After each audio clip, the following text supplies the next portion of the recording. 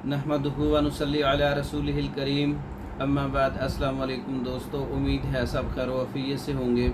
आज हम बात करेंगे अक्सीर दमा कैप्सूल।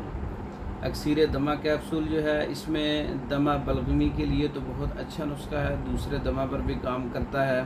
मतलब बलगम की वजह से, सर्दी की वजह से, तरी की वजह से जो असाबी मरीज़ होते हैं और असाबी नब्ज़ होती है, साथ में दमा होता है, उसके लिए ये बहुत अच्छा नुस्खा है। पारा 2 तोला, गंधक आमला सार इसमें 30 ग्राम, और जौहर सोमा जो होता है, सोमा कल्पा जो बूटी होती है, उसमें 300 ग्राम, मरसिया 50 ग्राम, गंधक आमला सार इसमें आप 30 ग्राम लें।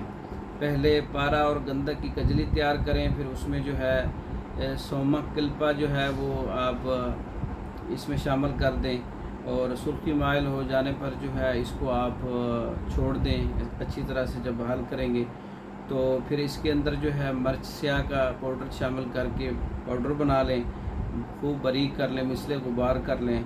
तो इसका कैप्सूल भी इस्तेमाल कर सकते हैं 500 mg का। नीम गर्म पानी के साथ इसका इस्तेमाल करें, सुबह दोपहर शाम इस्तेमाल कर सकते हैं आप। दमा के लिए बहुत अच्छा नुस्खा है, और बलगम का इखराज, बलगम को ख़ारिज करने के लिए, सांस की तंगी दूर करने के लिए, और सांस की जो नालियां हैं उनको खोलने के लिए बहुत अच्छा नुस्खा है।